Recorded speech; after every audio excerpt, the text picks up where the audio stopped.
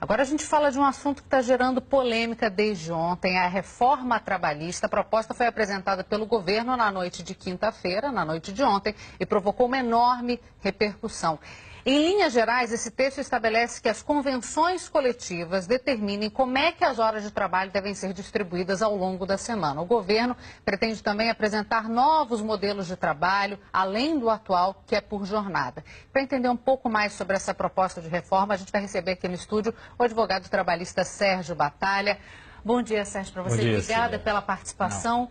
Não, Quais seriam as principais mudanças que a gente vê? Porque o ministro já deixou claro, a gente não mexe na jornada semanal, mas flexibiliza?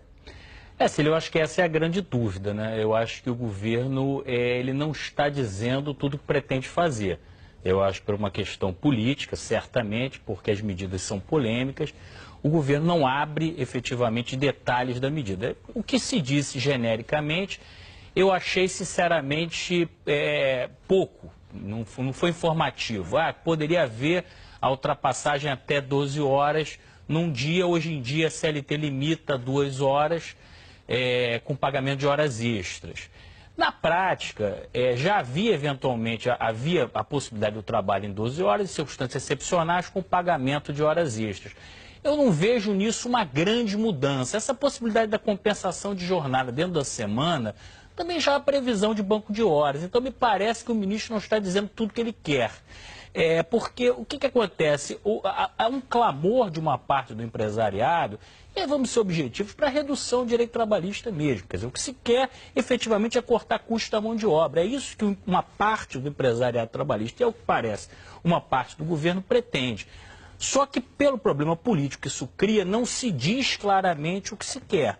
Então, se anuncia, vamos dizer assim, meias medidas ou intenções genéricas. Essa questão da livre negociação também é uma questão que ela existe, mas o que está se dizendo agora é que essa livre negociação vai poder suprimir alguns direitos previstos em lei.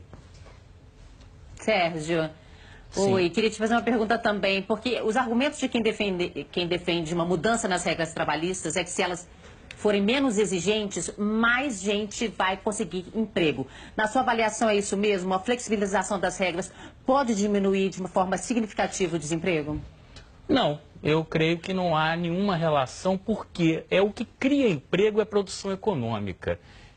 Você não vai contratar um empregado a mais no seu negócio só porque está um pouco mais barato.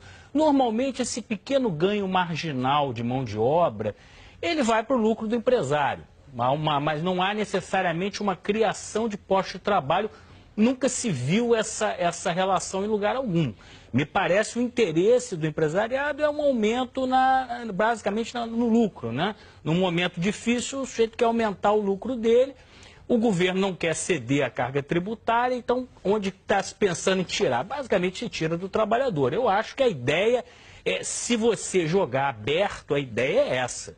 Eu acho que o problema é que não se está colocando claramente o que se pretende, uma flexibilização, uma livre negociação, mas não se diz objetivamente o que se quer. Sérgio, o ministro já deixou claro que ele tende a diminuir, isso tenderia a diminuir o número de ações na justiça. A gente tem uma CLT que é de 1940, é da década de 40, portanto é uma CLT muito antiga, é uma CLT criticada pelos empresários exatamente por ser bastante paternalista, muito em função dos sindicatos nossos que não são tão atuantes e tão fortes como a gente vê em outras partes do mundo. Eu queria saber de você, se isso mudar, você acha que a gente pode ter sindicatos fortes o suficiente para tentar dar amparo ao trabalhador? Porque o ministro já deixou claro que isso vai ficar por conta de assembleias e da decisão da maioria em vez da decisão em cima da decisão legal, né? Você tocou num ponto muito interessante, a questão da livre negociação com a estrutura sindical de hoje. Realmente a nossa estrutura sindical, principalmente, ela remete ao período Vargas. E ela tem basicamente um equilíbrio que é o seguinte, o sindicato, ele não representa só os associados, ele representa todos os empregados da categoria. Então você tem distorções, por exemplo, de um sindicato com 200 ou 300 filiados, representando 100, 200 mil trabalhadores. Agora, na proposta, na formatação original da CLT, esse sindicato só podia negociar vantagens para o empregado.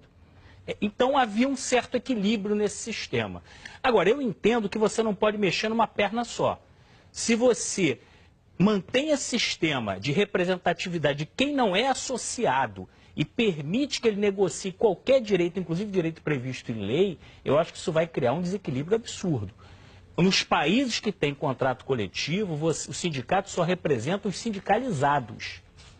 E aí você força uma sindicalização em massa. Uma atuação do profissional. Isso que o governo está propondo, a meu ver, vai criar um desequilíbrio. Você pega um sindicato sem legitimidade e põe ele para negociar qualquer direito do trabalhador. Isso no Brasil de hoje seria uma catástrofe, porque o que se vê nos sindicatos, na maioria dos sindicatos, é uma representatividade muito pequena, em alguns casos até a transação de algumas coisas, até por vantagens pessoais. Então, mas, em linhas gerais, alguns pormenores já foram colocados até nos jornais, mas é muito detalhe para a gente entrar aqui. Mas, em linhas gerais, você acha que é fundamental uma reforma trabalhista? Olha, eu não acho fundamental e vou te explicar por quê. Na verdade, a CLT, ela é, de fato, da década de 40, ela sofreu várias mudanças, não resta bastante coisa da época original, mas muita coisa já foi modificada. E eu acho que qualquer reforma, ela tem que partir basicamente de um consenso social do que vai ser mudado. Eu acho que esse consenso não existe, eu acho que é um clamor de determinados setores do empresariado que não é acompanhado pelos trabalhadores. Então, você fazer uma reforma atendendo só um setor do empresariado, eu acho que você vai criar uma crise social no país. Então, eu acho que você poderia modificar a legislação brasileira, na verdade, ela é alinhada com a maioria dos países latino-americanos, com algumas diferenças, tem também correspondência com legislação de vários países europeus, não é uma legislação extravagante. Ela, na época que foi criada, ela vinha alinhada basicamente com uma legislação social na América Latina e em vários países da Europa. Então, a possibilidade de modernização em alguns aspectos, com certeza. Agora, eu acho que ela tem que partir de um verdadeiro pacto social, não de uma imposição unilateral. Vamos ver como é que isso caminha. Sérgio, agradeço muito a sua participação aqui com a gente. Sérgio Batalha, especialista em Direito do Trabalhador, muito obrigada pela participação. Não, é sempre um prazer.